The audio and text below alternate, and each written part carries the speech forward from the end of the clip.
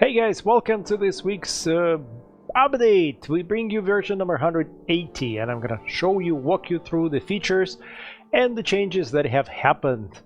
Also this morning I walked past a hair cutting salon and I saw people with a nice haircut and I thought, you know, maybe it's time to get an appointment myself. They just opened here this week, and then I thought if I go in and I get a good look and then I get corona and then you lose 2 weeks of updates because I'm not there to write the texts, you know, screw it. I'm gonna stay like this until we ship the game in early access and then we can take the risks and whatnot. Maybe we get a shot in April, I don't know. Anyway, let's jump into the build. So the first thing that happens in the game is there are 3 new elements, 3 new books of elements that you can find in Abandoned Palace event. Right here, they're under books and scrolls. Yes.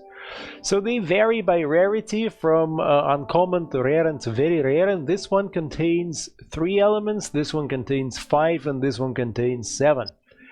What are they for? And also, by the way, this is the new character sheet. So how do you use the books? And then we're going to walk you through the character sheet. You grab the book and you move it to the reading slot right here. The slot also has a description, like pretty much everything here. And that opens the Book of Elements window. So that book contains these elements, and I can choose any character on the left side, so let's say him, and modify his deck by swapping one element. So what do I lack here? Fire? Nah. This one, dispersion, because it's used in protection spells as well as in a few other.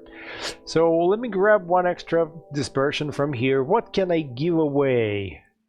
Well, I maybe will use fire from someone else, or miasm. Well, I mean, let me give away fire, and then I finalize the exchange, and that's it.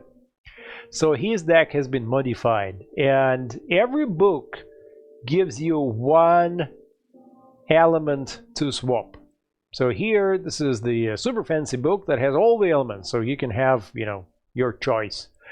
And this way you can try to play with different decks and see how it goes. Next thing, the character profile finally updated. It includes a little bit of inventory here on the right side and 4 slots. The first slot is for clothing. Clothing is in the game as well. So let's see if I have any, should have, yeah. So let's take a hunter's clothing right here, okay. The next slot is for equipment. Let me give him something like a giggler skull. This was used for reading and this is used for consumption. So if I would feed him with blood froth, then this will be here.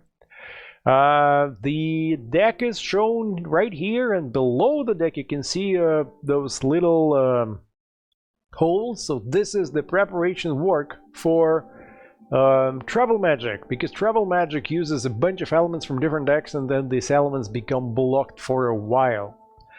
From other improvements, digestive system got its own progression scale, the same for memory, so no longer just a number but actually a progression spell. And you can see here that, for example, digestive system, he's got 1 extra spot, 1 potential to increase it 1 more point. So let me give him a can of worms, and yep, it's now up to 5. He's got his name, and I can even edit his name. So he used to be a puker. Let's see if I can call him the puker so it's easy to remember. Yep, I can do it. What else is new here? The filters are in.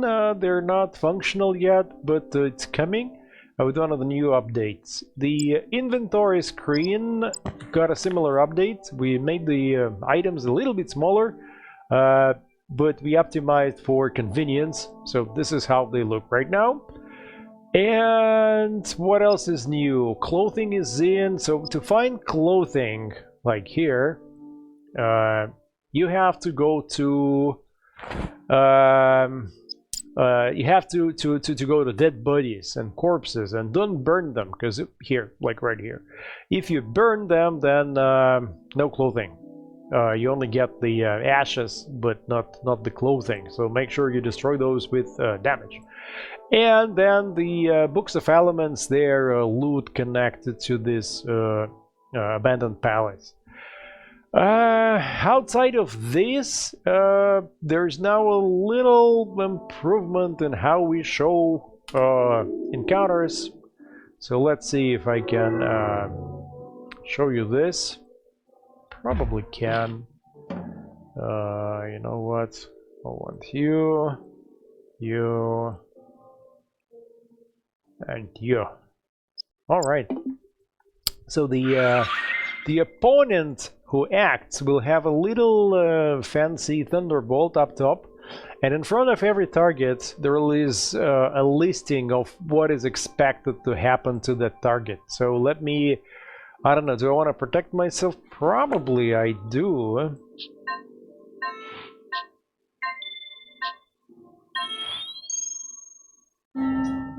Yeah, so you can see it right here. Now let's see. Okay, so that's the indication of the active opponent, and this is the indication of the action that they intend to carry out. Still, things happen way too fast for me to follow at points, so we're gonna work on this next week. But at least you can see, let me just skip a turn and see. Okay, so it's now a little bit clearer who is acting and what exactly is happening. We're also going to transition those negated, inspired visuals to something a bit more palpable, but we'll see when we get there. And I'm gonna just run away because I want to get stressed, and I want to get stressed so I can show you how that is now displayed right here. So that column is to list all the lasting effects and injuries and diseases and whatever modifications you have. So this is stress. And you can see, for example, that his digestive system is affected. So this is visible also here, that one of his points is currently crossed out. He has 5, but 1 is affected by stress, so he's down to 4, but his potential is 7. That now makes it a bit easier to understand how you can, modify. And I don't know what's going to happen, for example, if I give Blood Boiler to him. What does it give? If I remember correctly, endurance. No. I wanted something that will improve his health. Would it be, but temporarily? How about not refreshing brew, butterflies? Maybe this. Oh no, it removes the stress.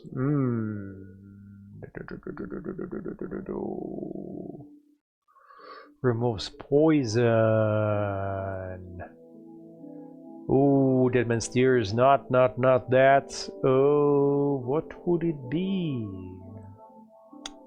See, I'm not really following my items.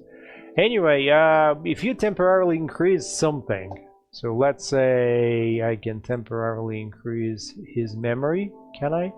Let's see. Yep, it just moves up, but let me show you also. Oh, right here. It's currently in green, so there's not much difference, especially for the colorblind people, so we're gonna work on this. But here, basically, the green dots indicate the temporary effect that he has, Adhesion Rain, giving him temporary +3. Still a bit of work left on this thing, so we'll probably change it next week, but we're getting to a more understandable presentation of how things work. And that's about it for today. You can find the release notes with illustrations as usual just below this video, and we'll see you next week, where we hope to bring either hunting or travel magic. Both of these are the big parts of the puzzle that we have to put together before we start working on the Spire itself. See you next week.